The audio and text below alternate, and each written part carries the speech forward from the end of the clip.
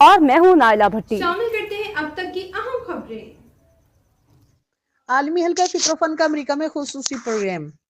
Virginia کے شہر مناسس میں عالمی حلقہ فکر و فن اور ادبی محفل سجی، جس کی صدارت عالمی حلقہ فکر و فن کے چیئرمین ڈاکٹر محمد ریاض چودھری نے کی، جبکہ مہمان خصوصی ورجینیا کی معروف سوشل ورکر اور ہر دل عزیز شخصیت جناب خالد عمر تھے۔ پروگرام کا آغاز تلاوت قرآن سے ہوا، جبکہ نعت رسول مقبول صلی اللہ علیہ وآلہ وسلم عمر اسلام نے پیش کی۔ پروگرام میں ورجینیا کے ادب نواز دوست اور علم و ادب کے دل دادا لوگ شریک ہوئے۔ پروگرام کے پہلے حصے میں غذا اور مقبوضہ کشمیر کی دردناک صورتحال اور ان کی مشکلات کا ذکر ہوا۔ ان پر ہونے والی ظلم و ستم اور انسانی حقوق کی پامالی کی پرزور مذمت کی گئی اور بین الاقوامی میڈیا اور تنظیموں کی بے رخی پر افسوس کا اظہار کیا گیا۔ کشمیریوں اور غذا کی مشکلات کو مغربی دنیا اور میڈیا کی توجہ اسرائیلی اور بھارتی ریاستی دہشت گردی کو اجاگر کرنے پر زور دیا گیا۔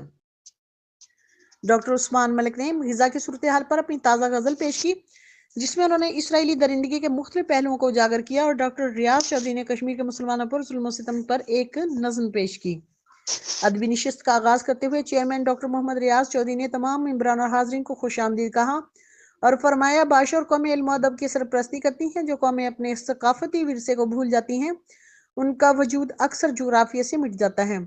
انہوں نے بتایا کہ عالمی حلقہ فکر و فن اپنی اسی ذمہ داری کو پوری دیار خیر میں پوری کر رہا ہے اور گزشتہ 42 سال سے ادب کی ترویج اور ترقی کے لیے کوشاں ہے۔ اس نے اپنے مشاعروں اور ادبی کارہائے نمایاں کی بدولت اپنی منفرد پہچان بنائی ہے۔ اب اس کا سلسلہ امریکہ، کینیڈا اور پاکستان تک پہنچ چکا ہے، جہاں سے یہ تنظیم فروغ ادب کے لیے کام کر رہی ہے۔ حال ہی میں ورجینیا، امریکہ نے نئے سال کے لیے عالمی حلقہ فکر و فن کی تنظیم نو ہوئی، جس میں عہدیداران کا انتخاب ہوا۔